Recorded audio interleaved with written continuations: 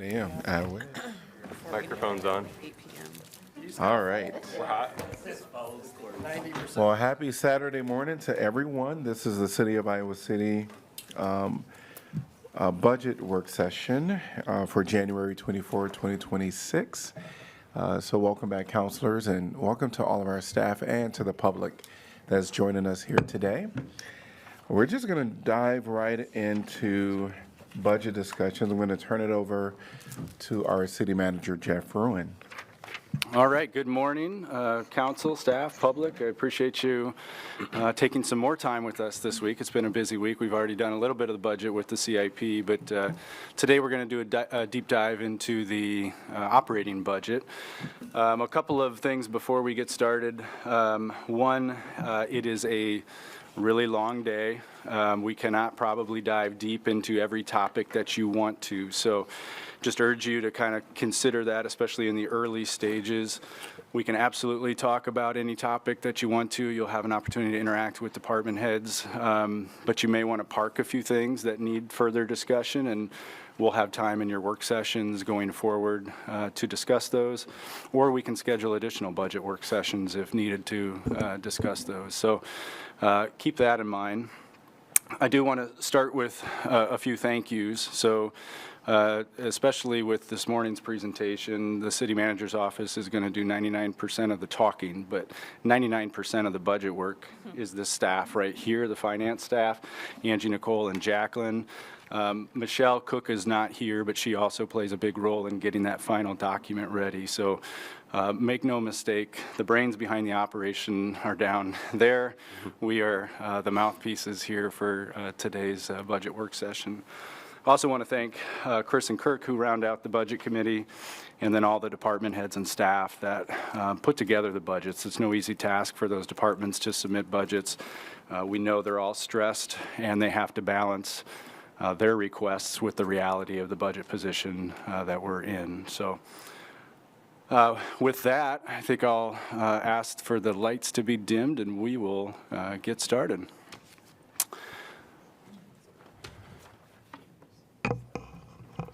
Yeah, go ahead, and we're gonna, Kirk and I are gonna have to be making some eye contact on the slides here, but we'd like to start with the budget review schedule. We are on this third one, the January 24th operating budget review. We did the capital review, and back in September, we talked about some of your priorities for this budget, which hopefully you'll see reflected in our presentation. The timeline moves fast. Beginning at your next meeting, we have to start the process for our GO bonding, so you'll see that on your agenda. By February 17th, we have to have the max property tax levy, so you can come down with your levy from that point. You just won't be able to go back up, and that's going to be important so the county can get their state-required mailings out to our residents. On March 10th, we will set the hearing for the property tax levy. And then on April 7th, we will have that hearing and set the hearing for budget adoption. Ultimately, we'll ask for your adoption of this budget on April 21st, and that gets us in line with the filing deadline with the county of April 30th. So keep that in mind. Most of our budget deliberations will have to take place in the next 30 days to get us to that April adoption. The budgetary funds, I won't spend a lot of time on this, but a quick overview of a few of them. The general fund is where we'll spend quite a bit of time today. That is your discretionary, largely discretionary property tax supported fund that does general government operations, public safety, parks and rec, culture, leisure, those types of things. Your special revenue funds are going to be funds that have some spending limitations on them. So, for example, the road use tax that we get from the state has to be used on roads. So if there's some sort of spending limitations, we keep those separate. You'll notice a few of those, including the Affordable Housing Fund and our new local option sales tax fund, which has restrictions based on the voter approval. The enterprise funds are largely utility counts, but those are operations that we run like a business without any profit motive, of course. But the fees that we charge support those services, and those fees do not leave to support other services unless they're utilizing them as part of those operations. Just a quick review of the 26 budget before we jump into this year's budget. So as you'll see in some slides from Kirk here, last year we did not see our taxable value grow at the same rate as inflation, and that's been a trend for the last several years. Thankfully, this year looks a little better. Last year we told you that the rollback was at a historically low rate of 47.4. A little bit of a teaser, it gets worse, not better. This is important because over 80% of our properties are subject to that rollback. We've maintained our property tax rate at 1563, which was the third year of no change. We did pass a budget that had the general fund unassigned balance decreasing 2.9 million. So we often refer to that as a deficit, but a planned deficit of that budget. As you know, we hope to finish the year in a much better position than that. We made continued progression towards strategic plan operations. We had some fees and rate increases, including the new 1% franchise fee to support the Fare Free operations, and largely status quo budgets. There were 5.5 positions added. 3 of those were supported wholly with federal funds and the Housing Authority, and the remaining 2.5 were a split between the general fund and enterprise funds. So with that, we're going to jump into the 2027 budget, and Kirk's going to get us started. Thank you. Kirk Lehman, Assistant City Manager. Just wanted to start by talking about the environment that we find ourselves in budgetarily.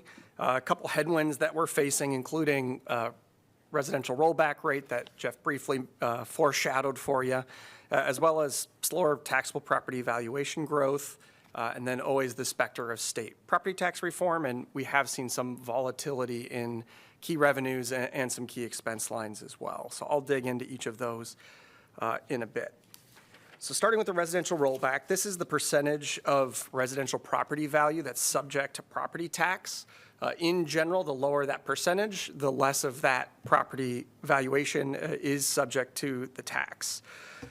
This is a factor that's calculated by the state and applied by the state. It uses statewide formulas, so it's not something that we really know in advance or can effectively plan for in many cases. And it has become increasingly important to us, especially after 2013. At that time, there was a property tax reform that moved multifamily, phased that in over 10 years to get it down to the residential rollback rate. We have also had additional property tax reform since then that's moved some portion of commercial property taxes that also is subject to the rate. So it's really essential. Like Jeff said, it's more than 80% of our property valuation is subject to this volatility, which proves some challenges. What we've seen this year is a drop of about 2.5% down to 44.5%. So that is the second lowest rate in the history of the rollback rate. The rollback's been here since 1978, with every 1% drop in revenue being about 1.3 million. So it does have a significant impact on us. And if you look at the chart over time, it does tend to jump around. So because this was an assessment year, we did expect some decrease, but it was bigger than we expected. You can't really have a crystal ball and look at the future, but it might jump next year, but it does have a lot of volatility to it, which proves challenging for us. Now, within that, we also have our building permit trends, which is how we look ahead and try to estimate what valuation is coming online. In other words, it's a good indicator of our taxable growth. So this includes both new construction as well as rehabilitation of existing properties. And what we've seen historically is that we have had enough growth that as that 2013 property tax reform went into effect, we've been able to grow out of it, so we did not feel those impacts as negatively as many of our peer communities. However, since about 2019, since the pandemic, we've seen pretty muted property taxable valuation growth.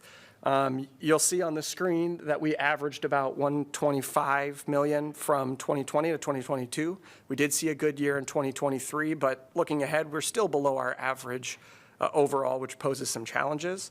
Now, this year, 2025, looks okay, but the numbers do shield some of what's actually happening here because a lot of that property valuation is public property valuation. So it's not subject to property taxes. So even as we had construction activity, not all of it's going to be reflected in our property valuation growths. So that is something that poses a challenge looking ahead. Now, one other thing that I want to note with this is that we have a great need for housing. We're obviously in a housing affordability crisis in Iowa City. And what we did see this year is that our single-family building permits are pretty low. And overall, our housing construction, number of units constructed, is relatively low, and it's not enough to meet that demand. So that's another factor that comes into play here. Doesn't affect our budget discussion today as much, or not directly, but it's something that I did want to highlight with these development numbers. Kirk, this is inclusive of Iowa City schools, but exclusive of University of Iowa and VA. Is that correct? It excludes the university. It includes the school and city construction projects. Okay. So about 50 million of that is public or non-taxable valuation. So Us and the schools. 1/3, yeah.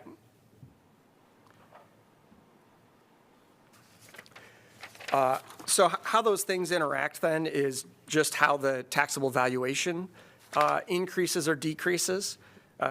As you all know, assessments happen every 2 years, so it is a cycle. On this slide, you'll see the taxable valuation in red, and at the bottom is the 2-year valuation growth. So that's really the number that we look at because every other year we do expect a jump in property values as that taxable valuation is brought into our revenue. So traditionally, we've seen some increase. You'll see in FY19 or FY18 and 19 and FY20 and 21, that growth is pretty good. Generally, what we want to see is, 4% growth means that we have enough growth that's going to be able to bring in revenue to support our core services without too much issue. What we've seen since about FY22 is pretty muted valuation growth. So in those cases, you're seeing 2.7, you're seeing 3.2, and that's over 2-year periods. So that's only about 1% growth in those years. Now for FY27, we're looking better. We have a 4.9% growth, which is positive. It's a positive trend. It bucks some of these really muted property valuation growths that we see. But if we're looking at the long-term trend from COVID, we had a bunch of costs that have gone up, and our property valuation has not kept pace. So that does put pressure on our ability to maintain service levels over time, and that's something that we have to continue to consider looking ahead. And as we zoom out a little bit, the whole property taxable valuation system has been changing over time, which has impacted our ability to provide services and capture revenues to do so. So I had already mentioned a 2013 reform that has been fully phased in since FY24. That was the reform that brought multifamily property, the rollback rate to align with the residential rollback rate. Prior to that reform, they were taxed at 100% of their valuation. Since then, in 2023, we had another significant round of property tax reform at the state level. And this one really is looking at phasing out the library and emergency levies. So the emergency levy is what we use to fund climate action, and the library is obviously what helped fund library operations. So overall, that's a loss of about $2.1 million when it's fully implemented. Those got added onto the general tax rate and has to be brought down to the 8.1 level by FY29. So the way that happens, it's not just voluntary. The state does impose essentially penalties if you grow, your taxable valuation grows by certain percentages. So the more you grow, the larger the penalty. So we have had some of our valuation or our tax levy ratcheted down already. To date, about 33 cents of the 47 cents combined of the library and emergency levies are already reduced. I'll go into levies a little bit more detail later too. But that does still leave another 14 cents that has to be brought down by FY29. So we are still anticipating additional losses. This isn't something that's phased in, and there's a chance that we'll go below the 810 levy if our valuation grows enough that it forces us to go below that. So Unless reductions in service are desired, we want to be sure that we incorporate those into the general fund.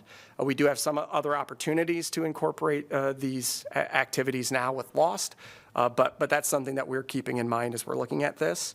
And this legislative session, more importantly, additional property tax reform seems basically inevitable. And the unifying theme of that seems to be some sort of cap on the amount of revenue that we can collect. The number that's been thrown out in a couple different proposals is about 2%, so that's not really enough to keep up to that growth that we would need to for status quo operations. So that is a challenge that we're looking ahead. Obviously, that also creates a high level of uncertainty, so we want to be able to react to that as that comes into effect so that we can appropriately respond with our budget. So some caution with that coming up. And then also just uncertainty in some key revenue lines beyond that property tax reform. Obviously, federal revenues have been, the federal landscape has shifted this year, and with awards that were made potentially being pulled away, with future appropriations at risk or potentially reduced. Those are things that will affect us and will affect our local partners. And it's something that we're doing our best to plan around, but it could really impact, especially those services that we provide that are very dependent on federal funds. You think of things like transit, you think of things like our housing authority, those are very subject to federal allocations. Now, some other ones that we have that are affecting us are, we have some hotels that have recently closed in Iowa City. I'll talk about our hotel motel tax in a bit, but it does impact our revenues to a much smaller extent than federal revenues. But it is important, and we're not quite sure how that'll impact us at this time. It's unclear, but that's something that we're keeping our eye on. And then finally, as I mentioned, inflationary pressures. So over the last year or two, those have started to come down, but we have seen significant increases in expenses, especially since the pandemic. I'll point to things like insurance premiums and deductibles over the past 5 years. Those have been well above the rate of revenue growth that we've had, so that creates some challenges for us. We do see some potential threat in the future as well with tariffs increasing costs. Those impacts are yet to be seen, but even the threat of tariffs does often have folks increasing their costs to be cautious, so that does still have an impact on us whether or not that goes into effect. So all that to say, there are challenges in the environment that we're facing that we're trying to respond to with this budget, but we think that the budget is well positioned to help deal with that. So with that background, I do want to start to get into the revenue sources that we have at the city. So this pie chart is all sources of revenue that the city has, so that includes both the general fund as well as all of our enterprise funds. And what you'll see is that property taxes is about 30% of the revenue that we bring in. So in total, we bring in about $245 million. The property taxes is about $73 million. So significant portion of our revenue comes from that. A lot of that goes into the general fund. Another big piece you'll see is charges for services. That's about 20% of our revenue. A lot of that is what drives our enterprise funds. So you'll think of your water, the water department where revenue comes in, that funds the water services, and that's how those funds operate. Another large piece that you'll notice is that 25% is intergovernmental.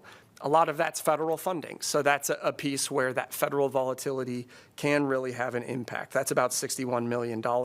And though it does vary year to year, depending on large grants that we have, it always remains a large part of our revenue. Now, one other thing that has changed this year is you'll see other city taxes. That's where the local option sales tax is. So in the past, that had been 3 or 4% of our total revenue. With the additional 14 million of lost, that brings that to 9%. But what you'll notice is that, you know, it's not a silver bullet. It still is a relatively small piece of our revenue pie, but it does provide some opportunities that did not exist before. So all that to say, it's not a silver bullet, but it helps. But that's generally how we're structured across the entire city. Kirk, Yeah. do you know, you were saying the trend of the property tax reform bills at the state is a tax on growth in general around like 2%. Does that only include taxes or does that include any type of way that we collect money? So it's strictly tied to property taxes. Okay. And basically what that says is, in the past, if valuation grows, you have a levy rate, the levy rate is applied to it. The rollback is intended to make sure that you don't have increases that are too large when assessed valuation grows too much. What this says is that you can't capture all that growth. The rollback isn't enough. Instead, we're going to force you to ratchet down your growth to only 2%, regardless of how much you grow. Now, with these bills, they do get rid of the growth penalty when it comes to new construction. So that's something that's not included in the 2023 bill. What that means is that if you have a new development that's built, that gets added on top of that. So it would still allow growth above 2%, but it really makes you reliant on new development. And so in the case of Iowa City, we're better positioned than some cities because we are a growing community. In the case of especially your rural communities, they're going to get caught in a very hard place if they're not having new development that's occurring. Okay, So yeah. in a nutshell, it's the growth of existing valuation that gets capped at 2%, but that still poses a challenge and makes you dependent on growth. Okay, so if essentially. we just somehow found out a way to, without taxes, get a bunch of revenue, we would still be able to grow over that 2% mark. Yeah, you still could use other sources of revenue without the 2%, yes. Okay. That's just that's a property tax reform proposal. Okay, thank you. But when it comes to property taxes, one of the reasons we are very focused on it is the general fund. So great transition, I appreciate that. The general fund is what funds a lot of basic government services. So it funds, your internal services, things like finance. It also funds a lot of the public-facing services that I would characterize as core services that the city provides. So that includes public safety, it includes parks, and now with the reduction of the library and emergency levy, it also includes those services as well. So it's a significant amount of what we do. And as you'll see on this slide, property taxes is about 2/3 of that general fund. So what we have seen over time is that property taxes remain important. It's about $44 million. We have seen an increase this year of about 2.8% over FY26. But again, if you look at it since COVID essentially, or over the last 5 years, we've only averaged just shy of 2% growth in our general fund, which does cause pressures, as a lot of these are very personnel-intensive services that we provide. Some other things to highlight on here, the other city taxes includes our hotel motel tax and utility franchise tax. That's about $4 million. That one decreased this last year, partially because of our anticipated hotel motel fluctuations. You'll also see licenses and permits on here. That's about $2.5 million. That one also decreased because we've had less development recently. And then you'll also see some smaller slices, which are use of money and property. So that's a lot of our interest income and rents. That's about $1 million. We have about $4 million. That's property tax refill. And then charges for fees are direct charges. That one's also decreased. And then finally, miscellaneous includes things like fines, fees, chargebacks to enterprise funds. So that's about $9 million in our general fund. But all that said, we have seen an overall increase in our general fund, but it is not quite enough to keep up with some of the expenses, so it does squeeze what we can do. Tried to use the mouse wheel, and that was a mistake.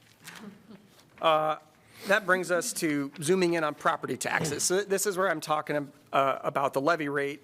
This is what is applied to property valuation in addition to the rollback, and that's how you end up determining what it is paid for property taxes.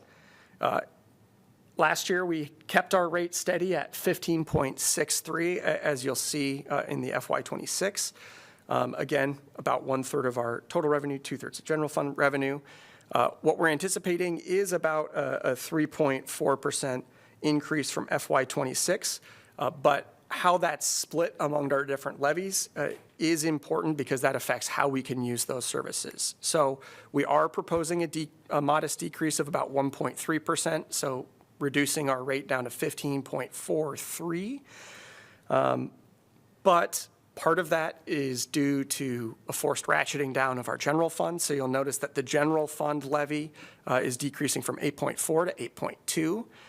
We're making up for that in some other places by raising our employment benefits levy from 3.3 to a higher 3.3, 3.34, and also increasing our debt service levy as well. Now, that doesn't quite square, does it? Because we're decreasing our levy. So how does that come into play? What we're proposing is that lost is used to decrease the debt service levy by 20 cents. And so we'll talk about the lost, the full lost proposal later. But with that, it does end up resulting in a decrease of the debt service levy of 20 cents. But if you do that math, it's because some of that's going up to make up for the general fund drawdown. But we also do have increased demands on our debt service levy with our capital improvements project and increasing costs in general. So overall, we're proposing a modest decrease, but the largest portion of that's coming out of the general fund, a smaller amount out of the debt, and then make up for that somewhat in the employee benefits levy. So property tax rent trait over time has been pretty positive. We've been able to have approximately 11 years of decreasing our levy rate through FY23. Most of that was due to prudent debt strategies where we're able to reduce the amount of interest that we're paying on debt. You'll see again with that blue line that we are proposing that decrease again after having it steady for 3 years in light of some of these property tax legislation reforms that have been happening. It is a modest drop, but it really is possible only because of that lost dollars coming in. And when it comes to the property taxes, we are not the only property tax entity. Can I just ask a quick levy yeah. question, Kirk? The 810 levy that's currently at 840 and we're proposing to ratchet it down, is that because there's a backfill that was allowed when the library and emergency levies were eliminated? So the way that worked is they took that 47 cents that we had in library and emergency and they just put it on top of the 810. Yeah. And they said by FY29, this has to be back at 810. Got it. And That's then what I thought. yeah, and then they had that forced reduction. And so for this year, and last year we didn't have to do it, but the year before we had to do it again, this is the forced reduction that we Okay. have. Thank you. So. Sorry, any other questions on property taxes? I get that that's complicated and I'm trying to fly through for the sake of brevity. So with property taxes, another complicating factor is that we're not the only taxing jurisdiction. We're not even the largest taxing jurisdiction.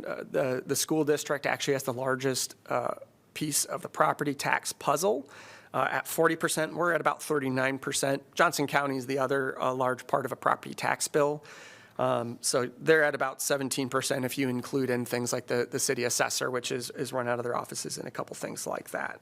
So we've been able to decrease our share of the pie over time, but we're only one piece of the pie. And when it comes to comparing our property tax rates against other cities, what we've seen is that we are middle of the pack. We used to be towards the top. Since FY12, especially when we started focusing on trying to lower our levy rate somewhat to make us competitive with other communities, we've seen our rate drop below that of Davenport, Des Moines, and Cedar Rapids. Again, you'll see that at 15.63, this is last year's. Even with that 20-cent reduction, we're probably not going to drop any further, and we don't really anticipate dropping any further, but we're pretty happy with being a middle of the pack. So that's property taxes, big topic. We do have other revenue sources that I'd like to go over. As I noted earlier, it's a much smaller piece of our pie, but they are still significant contributors to our revenue. So first is the hotel motel tax. That's a 7% tax that's levied on hotel motel receipts. About 25% of this goes to Think Iowa City, and then the rest goes to general funded activities. What we've seen recently is relatively steady growth over the last couple of years. You'll see that there was a significant decrease during COVID, but at least since FY22, we've had some modest increases. Note that this is actual receipts, so it doesn't get into receipts since the closure of some of the properties, including Hotel Vitro and the Chauncey, as well as we know that the Highlander is currently in bankruptcy. So all of those call into question how these revenues are going to look over the next year or so. But we've seen relatively stable growth in this over time, which has been positive. Do you anticipate any of the legislation statewide would kind of change this? I'm assuming it wouldn't really affect our 2027 budget, but maybe future budgets. For hotel motel, no. But state legislation has been mostly focused on property taxes. There has been some talk about local option sales tax in the past, but that hasn't been a major discussion recently at the State House. And we are currently maxed out on our rate that we are allowed to. Correct. Okay. And is it, maybe 10 years ago, there was discussion at the state level about collecting motel hotel tax for Airbnbs, but I've not heard anything for a long while. Is there anything in plans for that, or have you heard anything? Not that we've heard about. Okay, so those are just lost revenue options. Wait, we don't collect It depends those? on the length of stay. I think it's 30 days or more they have to collect, but They do collect. yeah. Airbnb does collect, okay, depending on the length of stay, yeah. okay.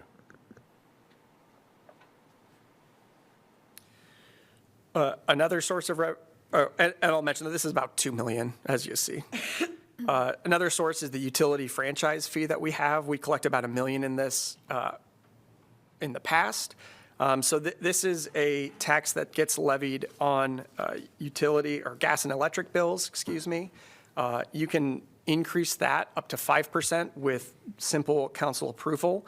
You will notice if you look at our comparison with other communities, that Des Moines has 7.5%. That's because of a law last year that allowed them to increase to 7.5 to help fund their regional transit.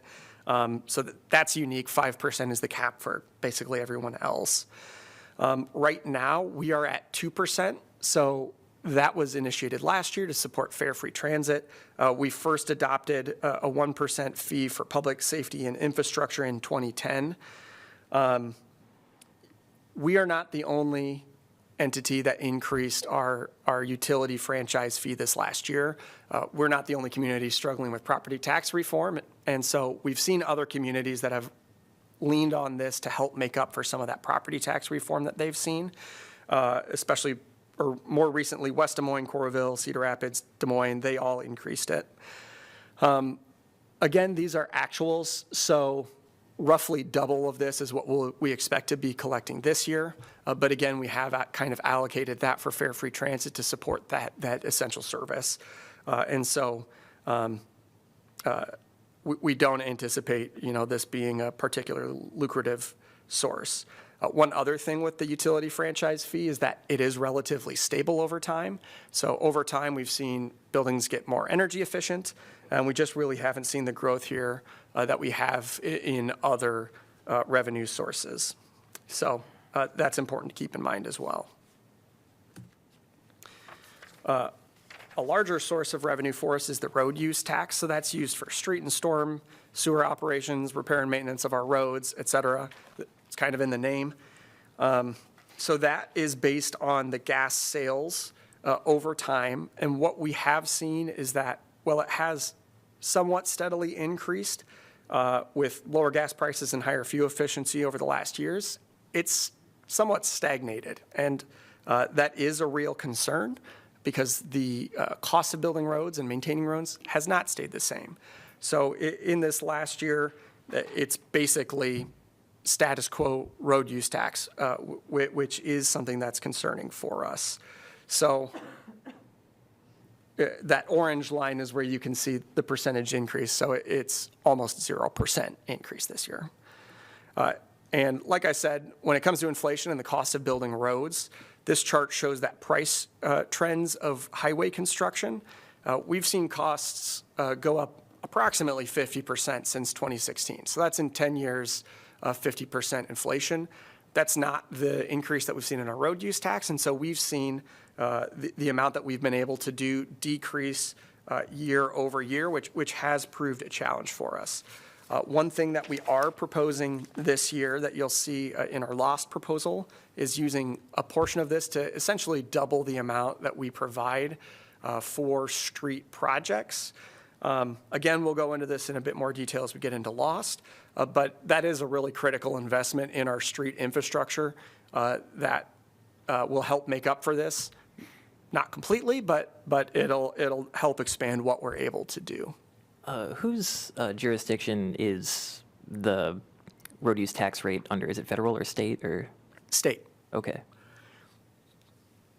And they did increase it in a couple years back, but it's not a popular thing to increase. And then finally, I'm just going to do an introduction of Lost, which should sound familiar to many of you. So the local option sales tax is a 1% tax on taxable sales that will go into effect July 1st, 2026. So that'll go into effect with our FY27 fiscal year. We're anticipating about $14 million in lost revenue. In some estimates I had provided earlier when we were looking at lost, we had talked about 8 to 10 million. That's what we are anticipating. The 14 million is really because we had other communities come in with us. So the local option sales tax is determined at a county level. It's aggregated and distributed based on a formula. With Coralville and North Liberty also doing a sales tax, we're getting more than we initially anticipated. So that's a positive thing for Iowa City. Now, with that approval, that was approved by voters in November of 2025. With that approval, it does include ballot language that guides or places boundaries around what we can use that for. 50% of that is for property tax relief. So that's an amount that's dictated by the state, which could be property tax reduction, which is proposed, as well as property tax avoidance. So both of those are incorporated in our proposal for lost. We also have 25% that's allocated for affordable housing, approximately 15% for community partnerships, and then 10% for public facilities and infrastructure. So we'll dive into what each of those mean a little later. But with that, I will turn it over to Chris to talk about expenditures. You can go ahead. So I'm kind of sandwiched in between Jeff, who's going to talk about some of the lost items, which would have been a part of this, and Kirk, who touched on several. So I'm going to kind of put some context to a lot of the things that they talked about with some actual, I guess, dollars. As much as I wanted to sit here like the professor in Ferris Bueller and ask you guys a bunch of questions about if you knew what an enterprise fund was, I think we'll just kind of skip that and kind of cruise through. So, so you can tell, Jeff kind of talked about it in, I think, the second slide that we saw, the different funds that we have. So the general fund being the largest, and keeping in mind that the total budgetary expenditures that we have are just over $250 million for the entire allowed amount of expenditures that we have. What you're seeing is while the general fund is the largest, the enterprise funds creep really, really close to that as well, sitting at about just almost 72 million. I think obviously a couple of things that Kirk touched on, and I'm sure that others will touch on as well, is that of the general fund heavily dependent on property tax, and we'll get into that a little bit more on a slide later on. Whereas your enterprise funds are going to be, and I think Jeff touched on this as well, your business type operations where user fees, user charges, things like that are what are contributing to those funds to cover the costs that we have within them. Your special revenues, once again, loss being a big component of that you'll see this year that is something that you haven't seen in prior years. And then obviously a large capital project budget, which we touched on that earlier in the week. One of the main drivers of that this year will be the streets fund, which you're seeing projects like Dodge Street at 15.8 million, Taft at 8 million, and then you have a couple bridge projects, and I'm going to say Burlington at 4 million. It's very early on in that process. That's going to be a much bigger project as we go on year to year, and then the Benton Street Bridge at about 2.8. So a lot of those types of projects, big infrastructure projects that we're doing that are contributing to that $62.6 million piece there. This slide, a lot of you, Oliver, I think you might be the only one who hasn't seen this slide. This slide is one that we like to show just as a comparison of other communities. And while some of you have seen this, it's still important, I think, to point out a couple things, is that on average, if you look at all Iowa cities, they spend roughly 44% of their general fund on public safety and about 20% more on the culture and recreation piece. You start looking at things more similarly sized to Iowa City, so they have their full-time fire departments or larger police forces. They're spending closer to 50% on public safety and more like 16% on culture and recreation. I think Iowa City, and this study was back in '24, but I think right now we're still consistent with that. We're right around that 39% for general fund expenditures into public safety. And I think we're slightly higher than this, but in '24 it was 23% on culture and recreation. I think we're slightly higher than that at this point. But once again, I think we pointed it out last year. The Polko study that we did really talked about the parks and rec and culture. And I think the strat plan that we have also talks about several of those items. And I think our budgets represent both what we see from the community and what we see from your strategic plan. So as I promised, another pie chart that shows kind of the breakdown of just general fund expenditures. I think the thing that we always want to highlight, 76% of that is personnel. And I think the other reason that that's important to point out is that typically we see about a 4% increase in that every year. And as Kirk talked about when we were talking about property tax reform, we're looking at what's been proposed is they're hovering, all of them are hovering at about a 2% cap.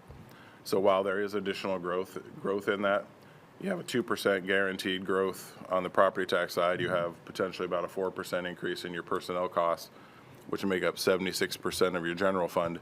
You can see why things keep getting a little bit tighter as we go year to year through this process. Obviously, services, we've seen some increases in the cost of services as well based on inflation, the consultants and contractors that we're using having additional pressures on them for inflation, tariffs, things like that.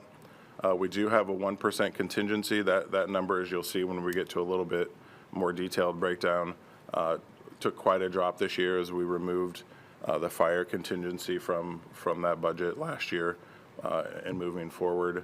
And then supplies and capital outlay make up small portions of the general fund budget.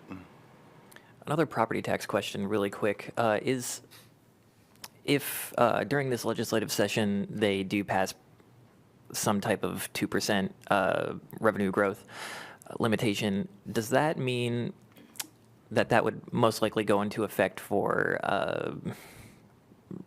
28? I think it'd be in July of following the legislative session, I believe, is when they started it, if I'm correct. So July of 26 is when that would start. Yeah, I thought it was FY '27 is when it goes into effect. So it would be for this budget? Correct. Okay. Yeah, that's part of the challenge is we have a certain set of numbers, we have a deadline that we have to make decisions on this, and then they can change the rules on us after we make our decisions. I don't think that's correct. I think it's actually FY '28. Oh, it is FY '28? Yeah, because everything has to be filed by April. All of the levies are set. Like, yes, they won't, that's the one thing, they won't change it on us after all of that has to be done. So it'd be FY '28. It is not this budget that Okay, this thank you for that legislative session clarification. But would yeah, impact. That's one of the Sorry about challenges, that. is we don't have all the information, what they're planning on doing at this point. So Still a challenge. It's still a challenge. So general fund expenditures, as you can see, from FY '26, which was our adopted budget, to FY '27, which is our proposed, very modest 2% increase in that budget. And you can see kind of what the drivers were. And while the contingency looks like at a minus 28%, if you look at the actual, we're talking $300,000-ish, but it's just a large percentage. Obviously, the main driver is the change in personnel, only going up 3.4%, but about a $1.8 million increase in personnel expenditures. And that's just the main driver for that is going to be just your annual wage increases is kind of the main driver for that. Services have gone up slightly. Supplies dipped a little bit as capital outlay has as well. So a lot of those balance out, but once again, personnel is always usually the main driver for what we have in the general fund budget. Chris, you mentioned consultants and contractors as services. Is that really what we're looking at, or are there other expenditures that we should be thinking about? Yeah, so like categorically your services, for example, like we have for like IT services is a big amount. Let me see what I had some of them listed. Yeah, equipment, risk management, central services, and IT are sort of some of the main drivers for Okay. those. Thank you. In the personnel bucket, with the wage increases and whatnot, I know that, Kirk, you mentioned it as well, that insurance has gone crazy. Is there another big jump? I know we'll get to it, but is there another big jump in insurance? So as far as the insurance on the personnel side, they've kind of thrown a number at us that's expected, and I believe that was 5-ish%. Okay, I think so- some of the big insurance we see is more on Is what on we'd that see side. on Right. city insuring City. itself in other ways. So Okay, yeah, I think that's where we see those double-digit increases. again, Yeah, we don't know that yet. We'll start hearing about renewal in the next few months, but we really don't get rates until June. So it's really kind of a guess for FY27. I mean, the insurance market hasn't settled down, so I'm not anticipating that it will be a great renewal.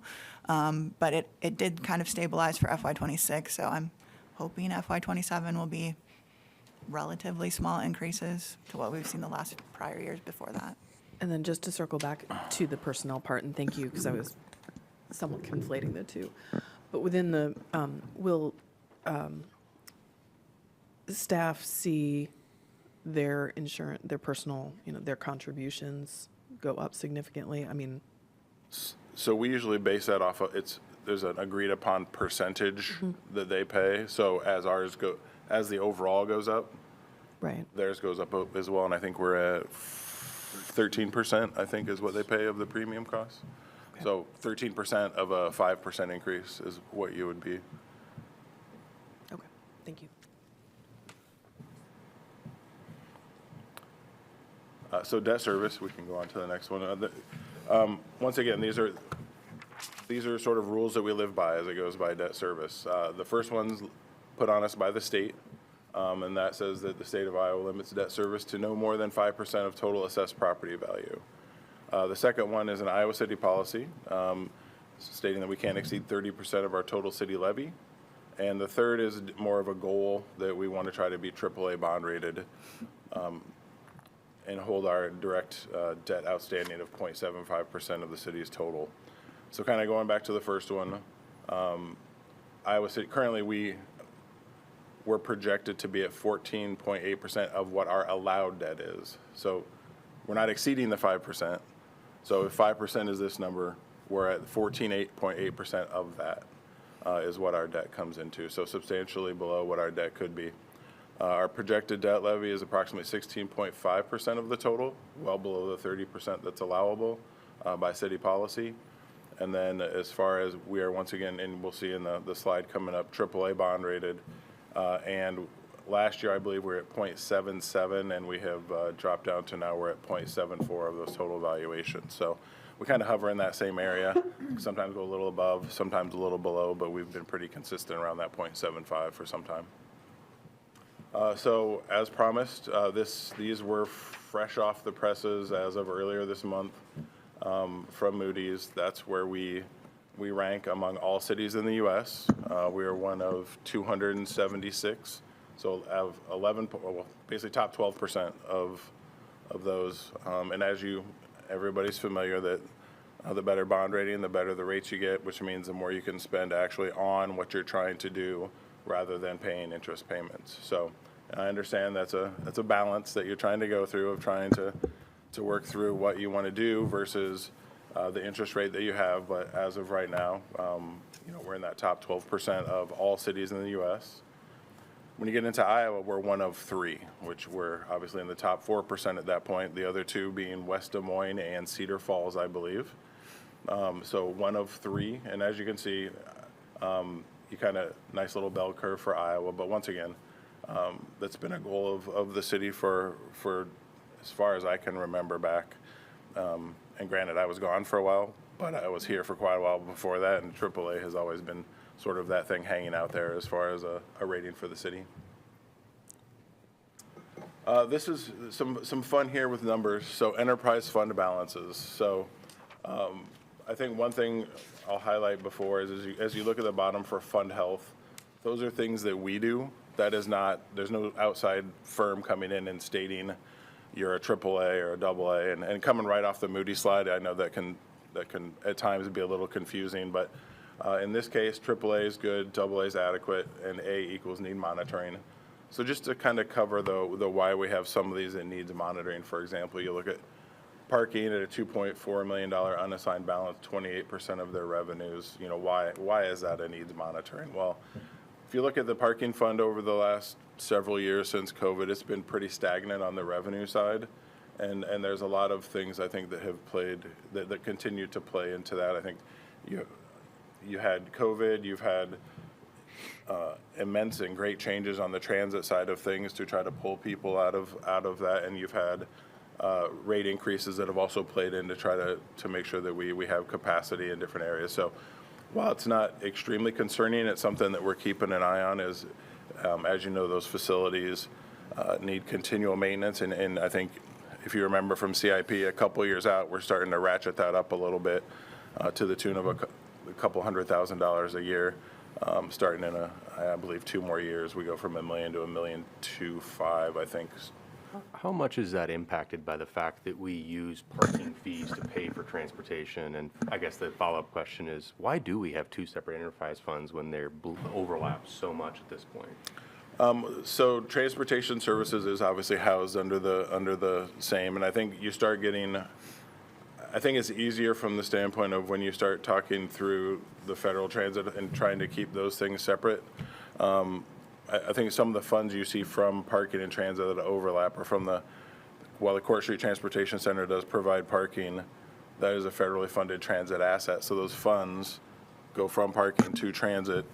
And I think the fact that they coincide so well is why you see us kind of shift funds between from parking to transit to sort of help fund that fare-free transit. As far as why they're not just one, I think that keeping that separation between parking and transit from the Federal Transit Administration side of things makes things a lot cleaner when you're working through your processes. And I'm sure both Ron and Darian would tell you that what we've experienced in working through this facility project of trying to just cohabitate maintenance has led to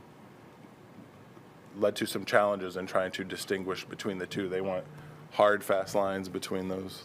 So that you're not borrowing from perhaps a bus fund to pay for a parking garage, but we're obviously doing the exact opposite.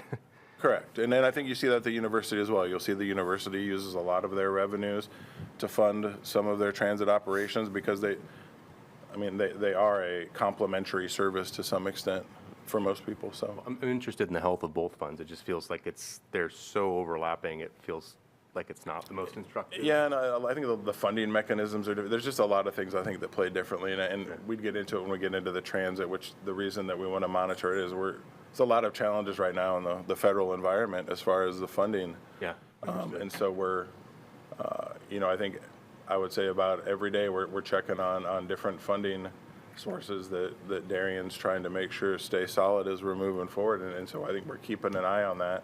I'm sure she'll touch on that later during her presentation. But from the wastewater perspective, I think this is one that's a really interesting. So they're at 90% of their, they have 90% unassigned balance.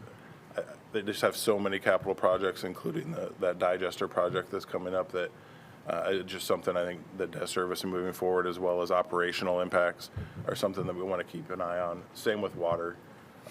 While we have that as a AA, we're still kind of keeping an eye on that because they do have quite a few capital projects coming up. Questions on that slide? I know there's a lot. You start throwing a lot of numbers up there, it gets a little. Just fair to say it's more of an art than a science? Like, it's not just obviously not just the percentage of unassigned balance. Correct, because you're thinking out 5 years, 10 years, because I think the last thing any of us want is we're we're keeping an eye on these is when do you start bumping up some of the actual fees that you have in order to try to stay ahead and avoid the big hit, right? And I think we'll touch a little bit on that when we get to proposed rate changes later on. But I think some of those really play into Yeah, looking into the future. trying to forecast what you're going to be doing year to year, so. Yep. Speaking of, sorry, next slide. Told you it was coming up. So for this year's budget, utility rate and tax changes, there is a proposed 3% water rate increase. And once again, I think what we're trying to do, especially with water, is the amount of infrastructure. I think when you're looking at water mains, you're looking at age of facilities, trying to do moderate increases so that you can avoid the 15% hit later on, I think is a smart way to approach it. And while I know it's always painful when you're doing a rate increase, I think seeing that rather than having that big one later on, and I think doing gradual increases make it more palatable moving forward. Same with the wastewater rate, 5%. Like, so they have a large debt service coming, and I think getting that 5% wastewater rate. And I think there's a slide that we'll show later that kind of shows a cumulative effect of between that and the property tax changes that we proposed, what the overall impact to the residents could be.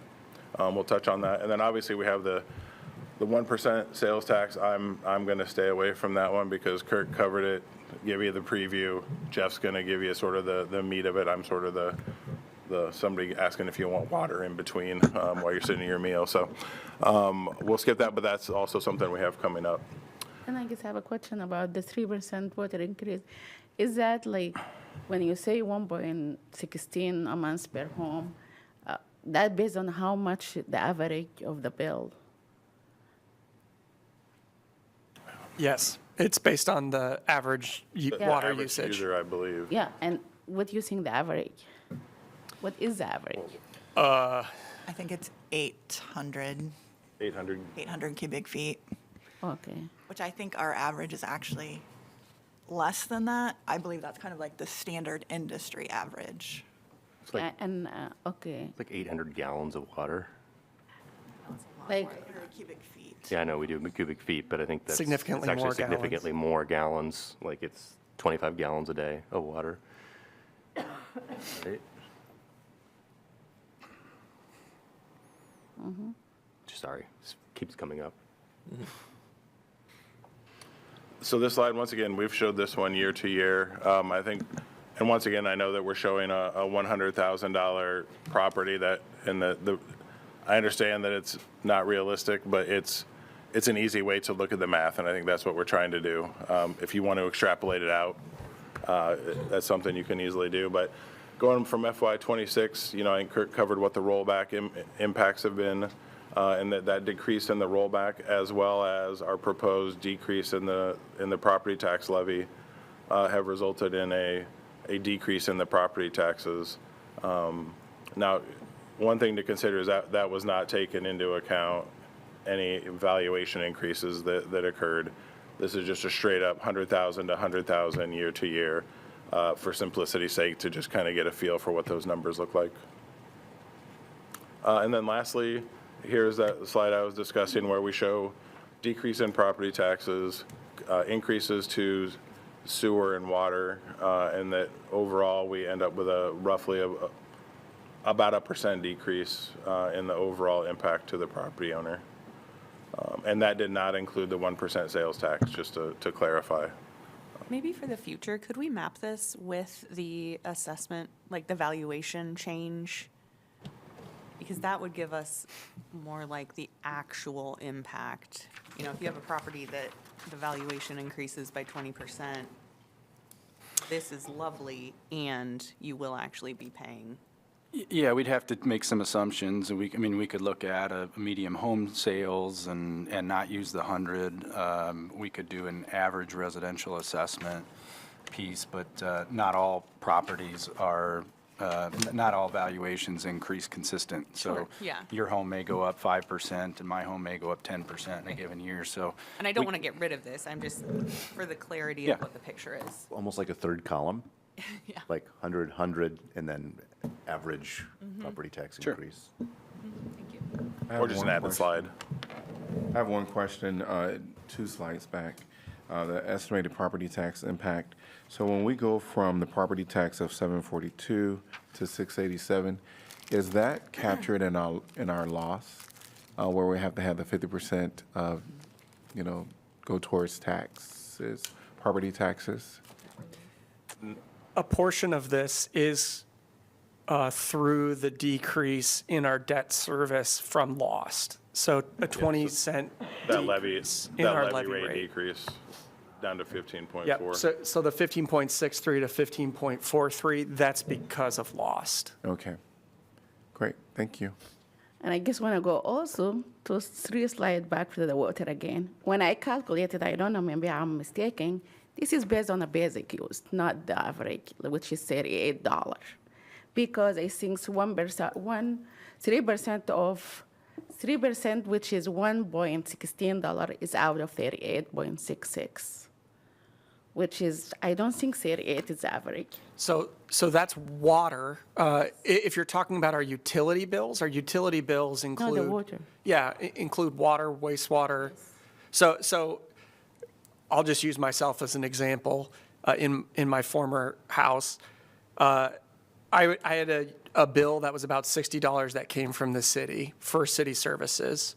Now, that $60 included water, I know. wastewater, garbage, recycling, compost, stormwater. Yes, but I'm talking about the usage of the water, the basic is 30-something, $36, 38.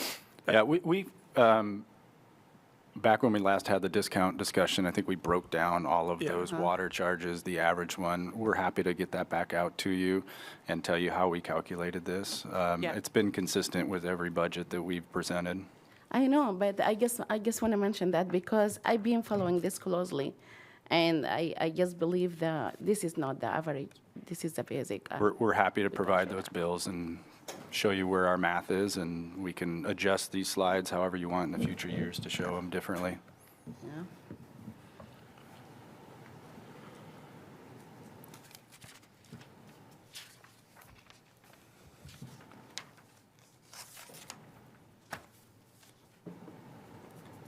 Okay, we're going to get into loss now, go a deeper dive here. So to start, just a reminder that the exploration of lost was actually in your original strategic plan adopted in 22 and then updated in 24.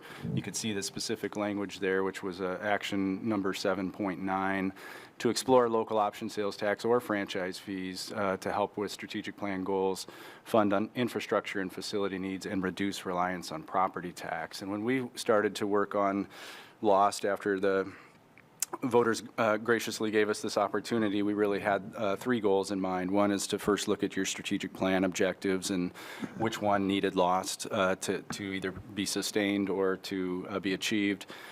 We wanted to reflect on ARPA and other pilot projects that we have done in past years and figure out which of those we should prioritize for continuation. We couldn't continue everything we did with ARPA. And then look how we can provide critical relief for those core services and the community's infrastructure needs. So this is a summary slide. I won't spend any time on this because we're going to do a deep dive into each section, but I do want to let you know that all of the action items, the action items do tie back to strategic plan, your strategic plan. We have 20 strategic plan items that guided our recommended uses of lost, and you'll see those as we go through the next several slides. So we're going to take a slice of the pie at a time. We'll start with the property tax relief. And as Kirk mentioned before, there's 2 ways to accomplish this. One is a property tax rate reduction, and the other is property tax avoidance, meaning that we'd otherwise have to increase the rate. So this is a hybrid approach, and we're suggesting that we use $1 million of the $7 million of property tax relief for that 20-cent rate reduction that Kirk has covered. $2 million would go to our annual pavement rehabilitation program. That $2 million is funded completely, the existing $2 million that we use for pavement rehabilitation is through the road use tax. As Kirk mentioned, the purchasing power of that $2 million has not increased. Matter of fact, has gone down over time. So we'll be able to double the budget and get back to the level of productivity that we were at several years ago with our pavement rehab program. We have a couple of capital projects that we'd also like to use lost funds for. This avoids us having to borrow for these funds and relieves pressure off that debt service rate. That's the Highway 6 trail extension and the furnishing and flooring replacement at the library. And then the last two would be conceptual designs for fire stations 1 and 3, and the $300,000 for the seating replacement at Riverside Festival Stage, and we covered those projects with you on Wednesday. Public infrastructure and facilities. At this point, we don't plan to recommend expending the first year's allocation of $1.4 million. We see these funds as critical for larger projects going forward, so we anticipate banking these dollars and using them for larger needs, such as potentially the Burlington Street Bridge or larger facility projects that we might have coming up in the coming years. Okay, we have the affordable housing piece here. I want to mention just a couple things before I dive into this. One is, remember that lost collections really don't begin until July. So when you think of the budget and the general fund, we tend to think of those dollars being available on day one, so July 1st. Lost is different. We're not going to see our first lost check until probably September. If we fast forward a year from now and we're talking to you about the fiscal year 28 budget, we may only have 4 months of loss collected at that time. So a lot of these expenditures will not be able to be made until calendar year 2027. All right, so it's just a little bit different than other parts of the budget. The affordable housing piece, what we're showing you is 2 years here. We're not, you still maintain flexibility in fiscal year 28 as well. We wanted to show you that some line items may fluctuate from year to year, so we just want to give you a picture of what that could look like. And then I also want to mention in this slide and in the partnership slide, we are recommending that we don't budget for we don't plan for the full expenditure of those dollars. And that's, again, not knowing what those actual collections will be and knowing that a lot of these expenditure lines are with third-party partners. We don't want to overcommit and see those revenues come in early. If there are dollars that are unexpended, they stay within the category. So in this case, we're not recommending spending 10% of the dollars. And if that's the case and we have that 350 that you see at the bottom left over, those would be available for expenditure in the following year. They don't get kind of flushed out into any other type of fund. So I'm going to walk through this with you. I want to make sure you have a good understanding, so feel free to ask questions. The first line is support for winter shelter and street outreach. And this is a $200,000 expenditure. This would shift $100,000 that is currently funding the winter shelter, it's about $110,000, out of the Affordable Housing Fund and put it into the Lost Fund. It's a really important note, I'm going to underscore this a couple of times. The Affordable Housing Fund does not lose those dollars. They actually just get reallocated to other affordable housing needs. So it shifts this to Lost. It also shifts our street outreach expenditures to Lost. Those are currently in the NDS budget, and then provides some extra dollars for us to either support street outreach in a different way, which is, could be providing extra resources for them that may be needed. Also would allow us to add weeks to the winter shelter, should that be a desire going forward as well. The Affordable Housing Fund that you're talking about not going down with these reallocations is what amount? $1 million. Thank you. Do you know, do you have maybe like a percentage, or it's okay if you don't have this number at the top of your head, but what affordable housing money is going towards existing versus new projects?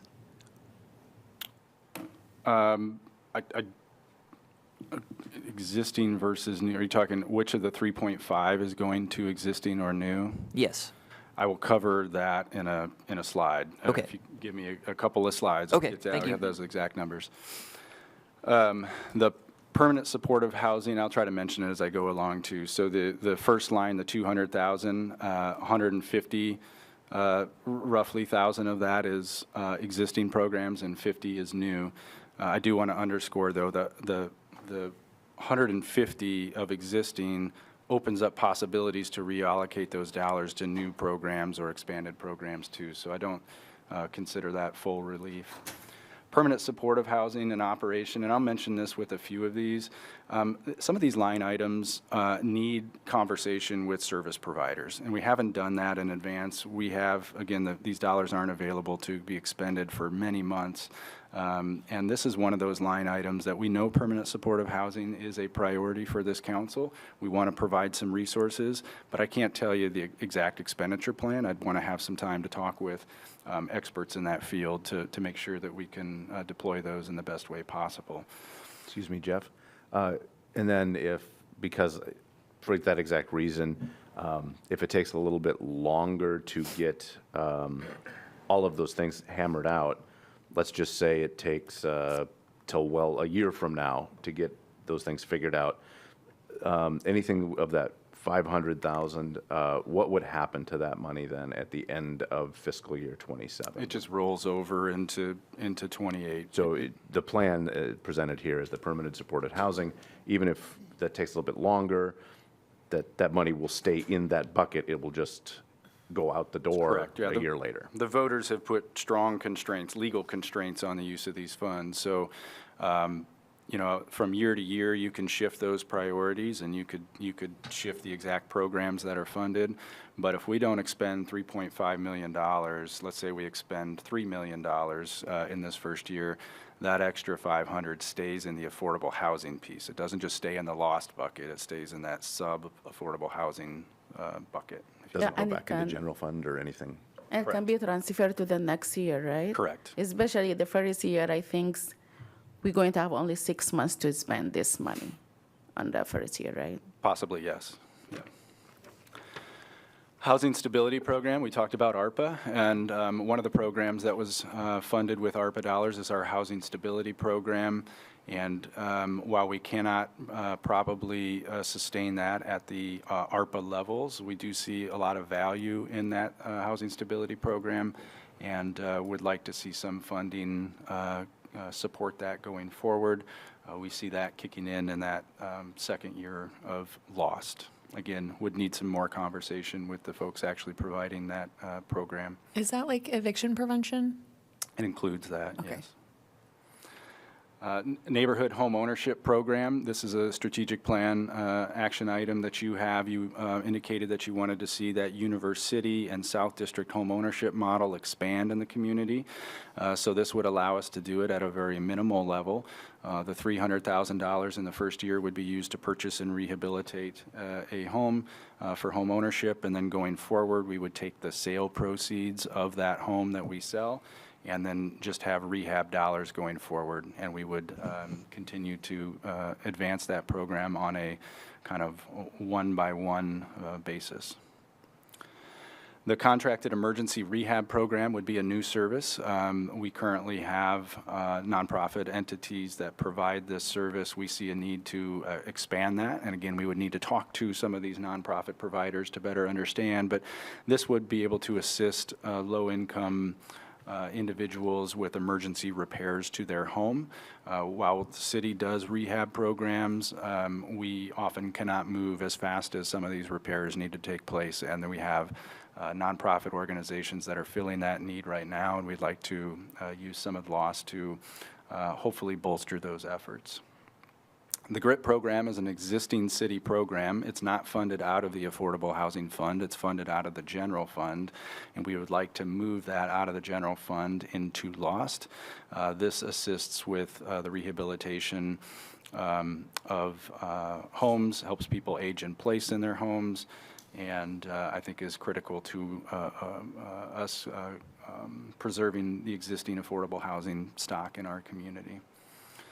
The down payment assistance program is a existing program that we fund out of CDBG. There's high demand for that program, and we know barriers to home ownership are only increasing, so we would like to add $100,000 per year to that program to help more individuals and families into a state of home ownership.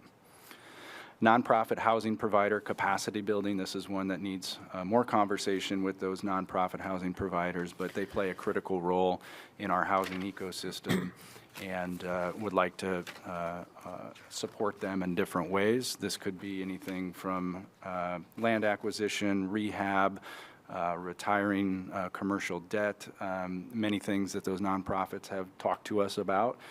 Providing some funding to assist that. Again, exact expenditure plan would need some consultation with those experts. The largest chunk is the Summit Street Affordable Housing Project that you're very familiar with. We covered that at the CIP. This would be a 2-year, total $2.5 million expenditure as part of our effort to develop up to 36 housing units on Summit Street property that we acquired with ARPA dollars.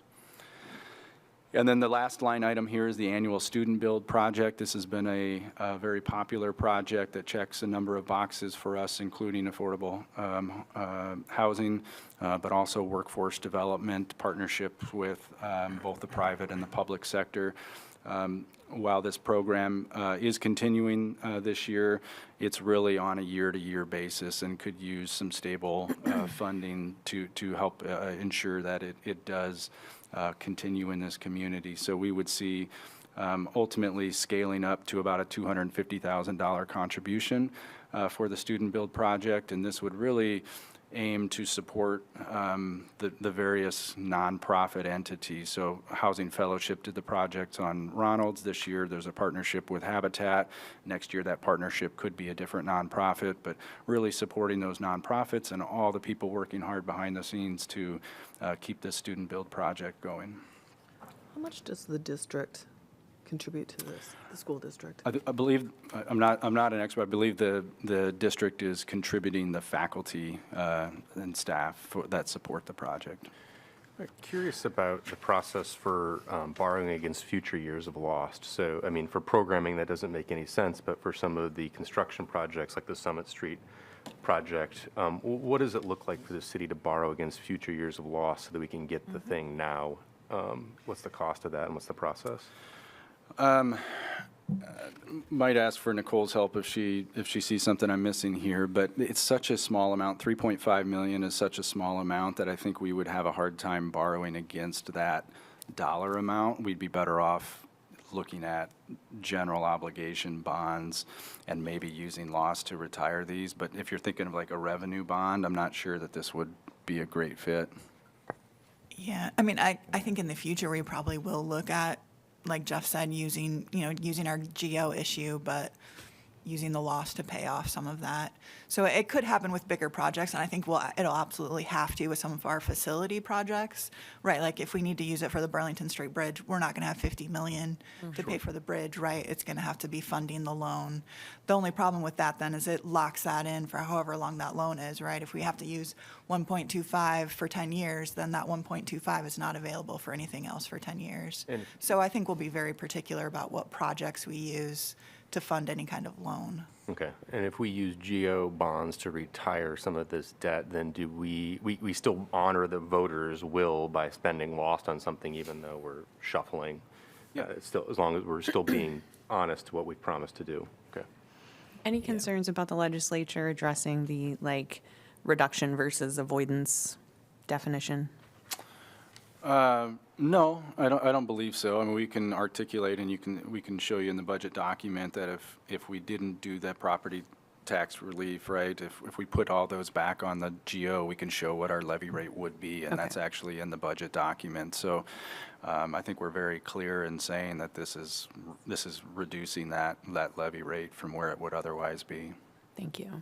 A little bit more of a general overall question, maybe a future conversation, but some of these programs, including home ownership, has there been any thought about how Because when I look at home ownership, I think the vast majority of people look at home ownership right now, especially people with low income, is just completely off the table, right? And so how much, just 100%. And so, and the majority of Iowa Cityans are renters.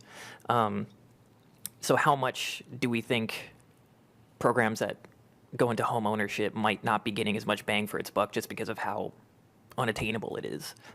Yeah, I mean, I think a lot of people that we've assisted into home ownership probably never thought they would get there, right? And so that's part of the power of these programs. We've seen people who are renting move into home ownership and have lower monthly payments, in large part because of our efforts. So you're right, it is a very kind of individualized transaction. We're helping one individual, one family, but it's impactful, and it can be generationally impactful going forward too. So I think from our standpoint, there's a balance. 100,000 out of 3.5 million is not very much, but for those 3, 4, 5 families that it could help, it's very impactful. Yeah, and I've heard like testimony from these, it's absolutely impactful, generational, like you say. That's just something I can't stop thinking about when I like look at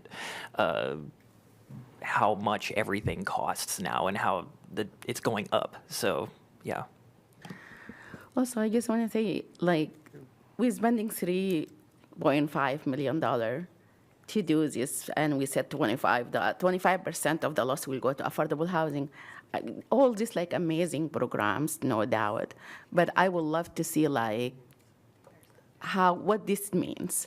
Like, how many people we going to house by using this 25%, by using this 35 million, or how many like affordable housing we will have when we spend this money.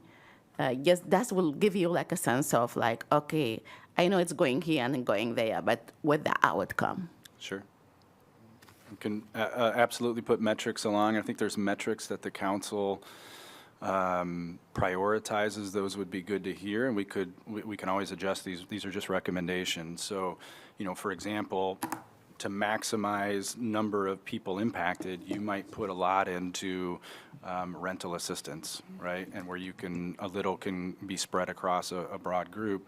And then you have to weigh that versus kind of what we just talked about with home ownership, which is a more expensive expenditure, but can have more of a impactful long-term impact on that recipient. So we can as these get approved and you guys discuss more, we can put metrics to these, and if there's third parties that are providing the services here, we can ask them to help track those for us.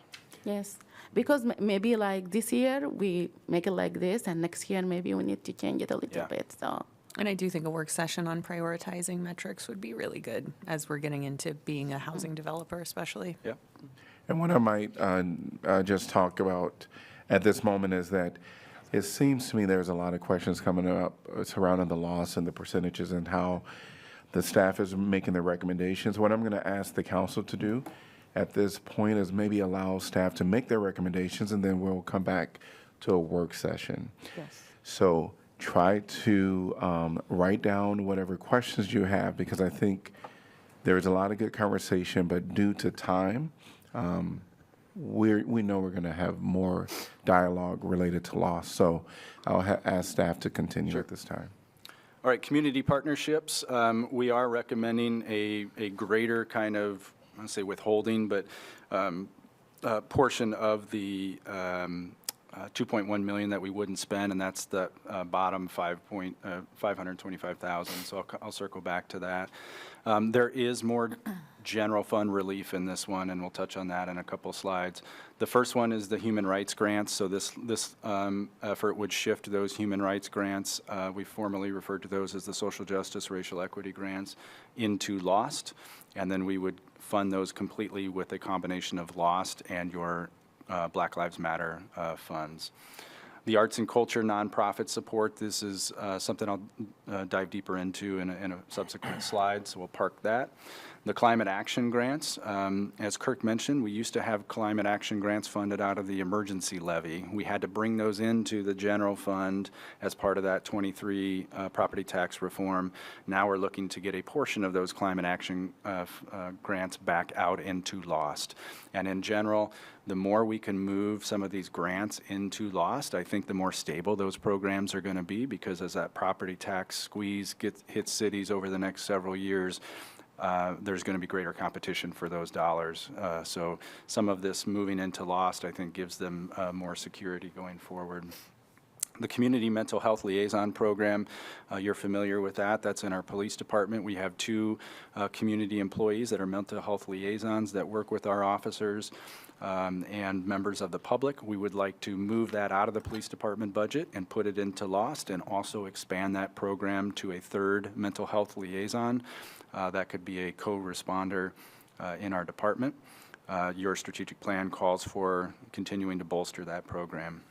The next $75,000, I've got a couple of different programs on there. The crisis counselor at JEC, we've talked about that quite a bit for several years, about putting a crisis counselor on the floor of JEC and helping with dispatch decisions. JEC is a regional entity, and we can't unilaterally make that happen. So if the will of our partners isn't to make that happen, then we can shift those funds to other things like the field mediation program that's getting started here, or potential partnerships with Johnson County Paramedicine Program. But hopefully you see kind of that theme with that $75,000.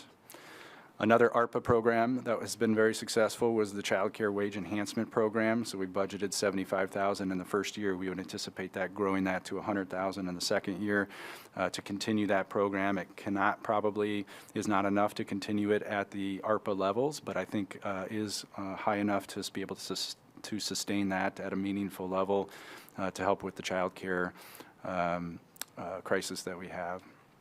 We're going to Park Aid to Agencies grant program as well, but that's the single largest expenditure here in this category, and I'll get back to the Aid to Agencies program. The next one is the paratransit services with Johnson County Seats. This is really looking at that transit fund that Chris told you that we were watching closely.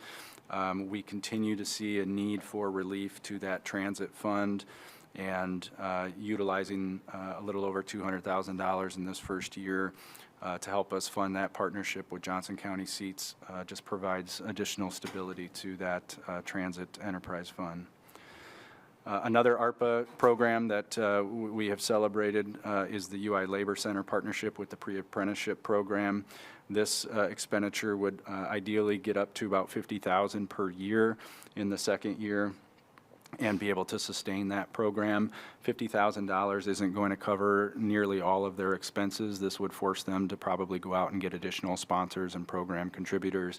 But I think that is possible based on the success that we helped prove through our early contributions. SCHMID placemaking is something that is in the general fund now. We contribute to different placemaking efforts, and we like to be able to partner with our SCHMIDs. We did this with ARPA dollars. You recall $250,000 were allocated to each of the 2 SCHMIDs, and these dollars would help us at a much smaller level continue to support the SCHMIDs as they move forward. And then the Build the Partnership Opportunity Capital Reserve. You can see a smaller expenditure line there at $45,000, but we would plan to take these unspent dollars if they materialize of $525,000 and put them in that category. And this would allow us every few years, this wouldn't be an annual expense, but every few years we would allocate enough money to do some sort of capital grant for the community. And this is really inspired by the success that we saw with our contributions to Dream City, the free medical clinic, neighborhood centers of Johnson County. All of those significant capital investments we made with those partners have had a huge impact on this community. So being able to do that every few years by intentionally building some reserves, I think would be wise, and that's what that recommendation is. Jeff, can you explain quickly the difference between what would be direct general fund relief versus what kind of would just be a repositioning of the funds? do you understand my point? Yeah, so I've got a general fund relief slide coming up. I Okay. think it's probably easiest to do that. Sorry. That's okay. Aid to agencies, there's a lot of numbers here. I'm going to kind of try to share some on the screen here. So this is the snapshot of the Aid to Agencies grant program for our social service agencies, beginning in 2016, all the way down to the 27 and 28 levels here. It shows the different funding sources that we've used over time, but I'm going to just draw your attention to that far right column, which is the year-over-year change. I want to point out a couple things. One, back in fiscal year 2020, the council at that time made a decision to increase this budget line 57%. So it went from a just under $400,000 program to a $614,000 program. Over the next few years, that increased another 20% or so. And then last year, you will recall, you increased it 41%.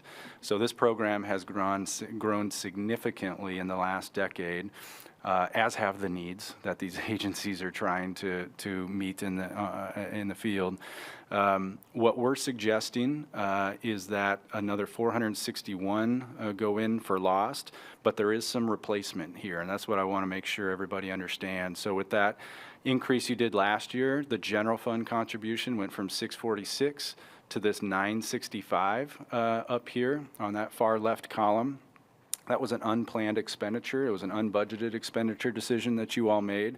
So what we are recommending is that we use lost to go back to where we would have been. We were kind of banking on just a smaller percent increase year over year. So you could see that this budget recommends that the general fund contribution to aid to agencies drops back to where we would have anticipated we would have been without your expenditure decision last year. But then lost comes in and not only makes up for that, but adds another 13% to the overall pool. And really what we're looking at is a 2-year, we'd like to stair step this up, but a 2-year 25% increase. So building on that 41% increase you did, adding another 25 over the next 2 years. The arts and culture funding goals here. Arts and culture organizations that we support haven't seen an increase in many years, and they've presented to you on that and talked about the hardships. So we're looking at how do we not only support them with an increase, but more or less set them up to be strong and more independent going forward. So I've listed the goals here. I won't go through them for the sake of time, but I do want to explain what we're looking at here, because this is probably the more complicated and creative way of approaching this. Something I'm very excited about. I'll just kind of try to walk you through this. The fiscal year 26 is our current year. So you can see we provide $249,000 to our arts and culture organizations now. That gets split up between many organizations. And then I'll stay on this table here. You can see that this 249 grows to 625 to 750, and then it starts to come back down. So we're injecting a lot of dollars into this as part of a long-term strategy. But initially, there's only a $25,000 increase, and then followed by another $35,000 increase there in that second year, and then it holds steady. What we're trying to accomplish here is shifting our general fund contributions, getting those completely out of the budget and replacing those with a community endowment. So partnering with the Johnson County Community Foundation, we would start an endowment. So while there's some large expenditures, these arts and culture organizations wouldn't realize those expenditures right away. We'd be creating an endowment that could get to a little bit over $2 million over this 6-year period. And then eventually, you can see we'd stop contributing to that endowment. The community could continue to contribute to that endowment if they were compelled to. But essentially, the draw off that endowment would allow them to not only get another organizational bump here, but more than make up for that amount that used to be in the general fund. So we've also listed on here the Arts Alliance. I wouldn't get too caught up into the split here. We don't know where that Arts Alliance is going. That's something that's under kind of a study and consideration right now. But if there is an Arts Alliance, some of these dollars could support that effort.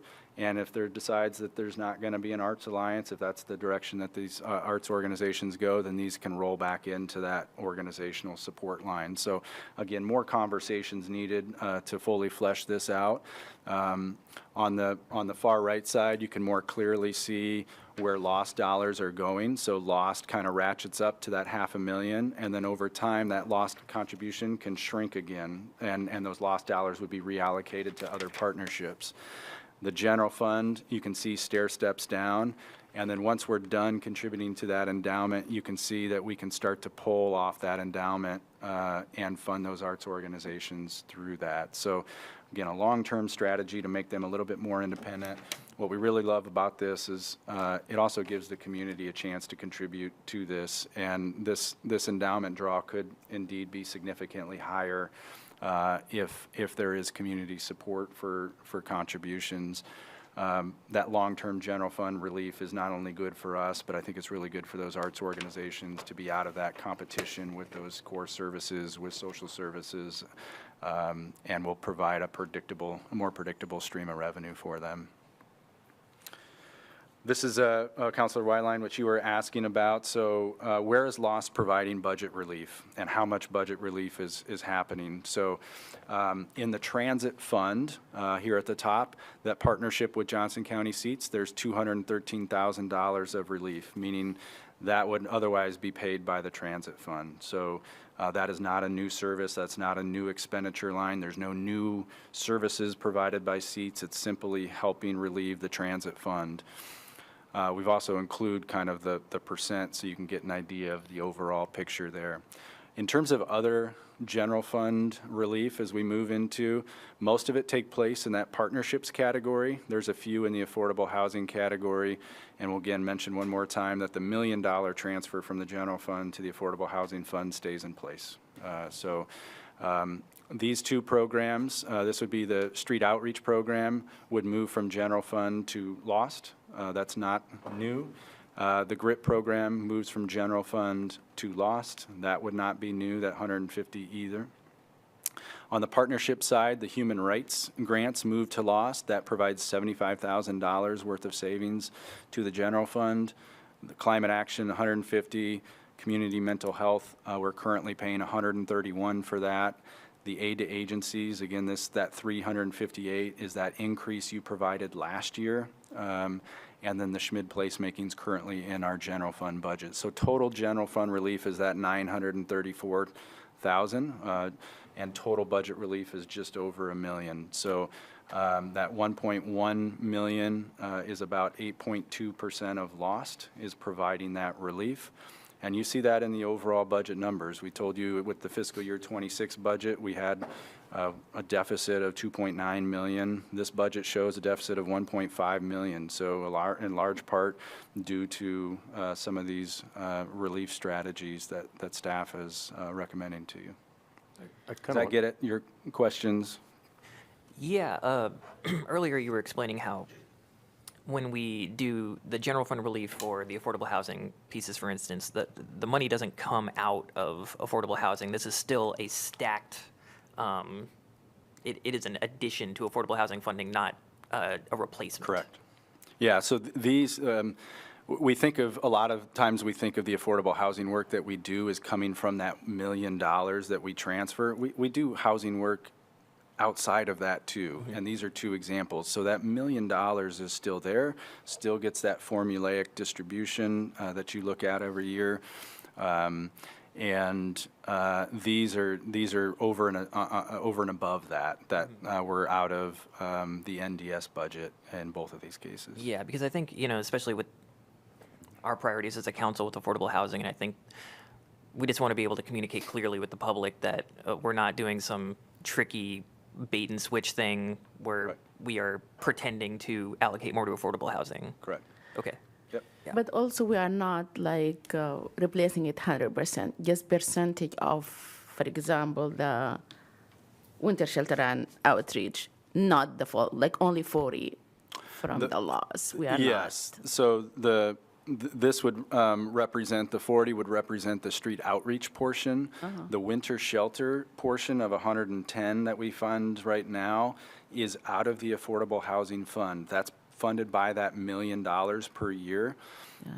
But the $1 million number Stayed the stays same. there. So if you're the trust fund or community that also get dollars from that $1 million, you would see your piece of that pie increase.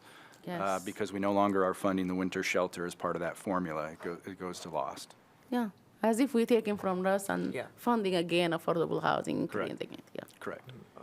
When is back to the slide on the endowment for the arts, which I'm really interested in. I think it's a really creative and interesting solution, but there's obviously some pretty serious details to iron out, like how that money gets distributed and what this council's role would be on any kind of distribution. Yep. When's the appropriate time to talk about that? We're establishing a budget At that our says work we're. session As a that work we're going to session. have. Session? Okay. Yes, please. Circle back then? Yeah, no, I mean, it's, to me, it's Yep. really creative. I'm really excited Absolutely. about it, but I also imagine it being a really big It topic. is. It's a big one, there's no doubt.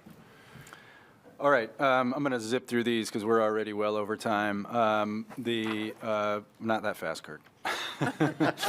A couple things I want to point out on housing and neighborhoods. We've covered a lot of it, but that second bullet point, there are funds in this budget to transition from comp plan to zoning code reform, which is the ultimate goal. So those dollars are in this budget. Also in this budget are dollars to implement a riverfront master plan and a new climate action plan, both of which are in your strategic plan. That's not out of the lost bucket. We're kind of moving on from lost now. Those are out of the general fund allocations. Fare free transit, we're really proud of this. I know you're really proud of this. This is going to take a lot of work to keep up, and we're going to continue to talk about it, but the funding streams that we have coming in, at least our long-term projections are showing that they're not going to keep up with the expenditures on transit. So we're going to have to really look closely at this every year and consider things like we're recommending with LOST, like help with the SEATS partnership.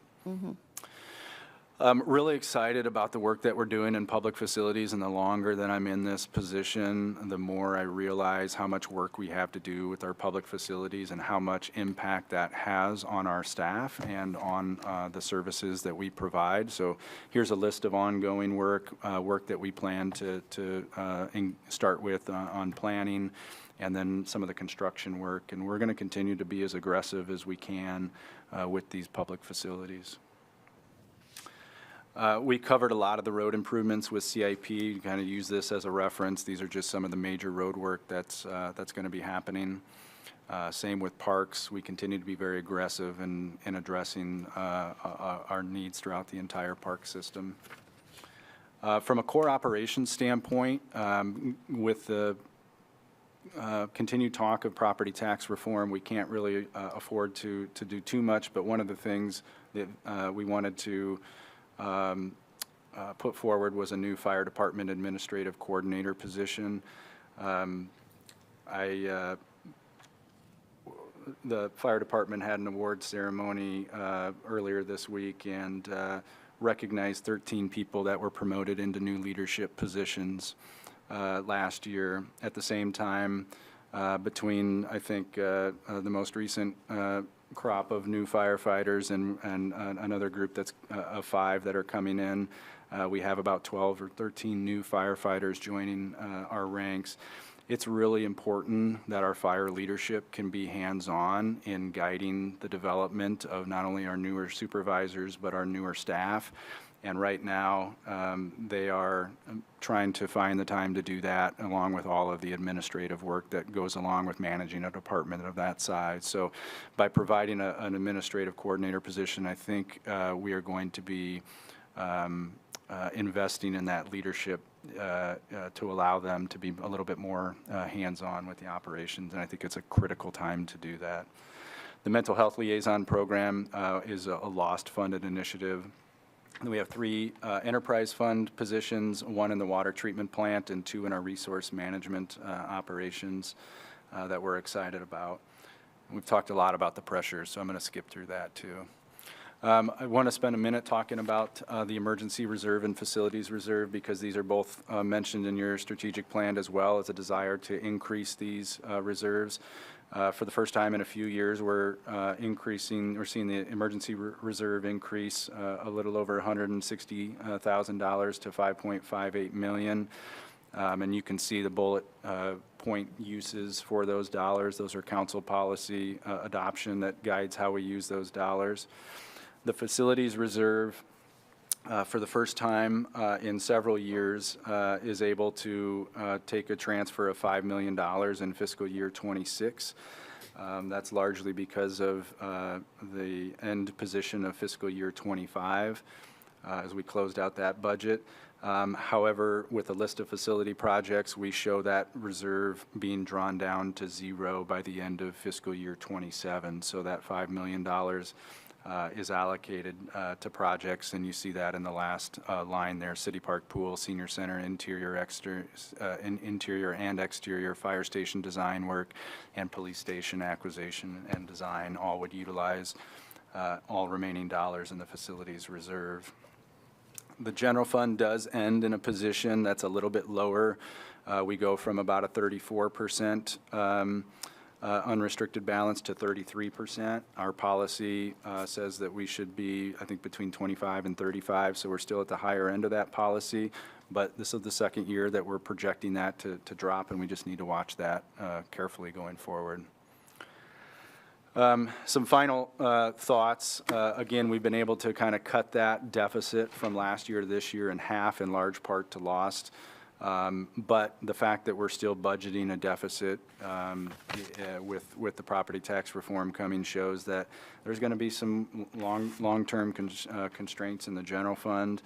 I know that we want to maximize lost for that value add as much as possible, but I think you also have to be cognizant that some of that for relief is going to provide some needed relief to your staff who's out there on a day-to-day basis providing service to this community.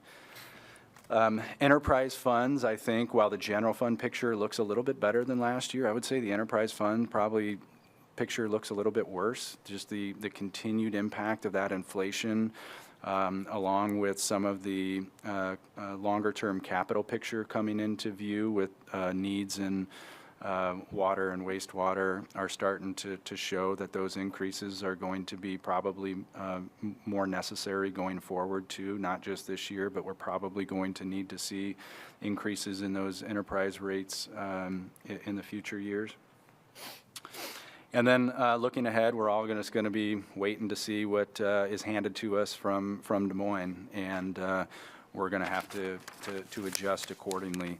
Obviously, lost will need a lot of time. I think it's going to need some time for you to reflect on that, and you're going to need time to hear from the community. It's the first time the community's hearing about these recommendations too.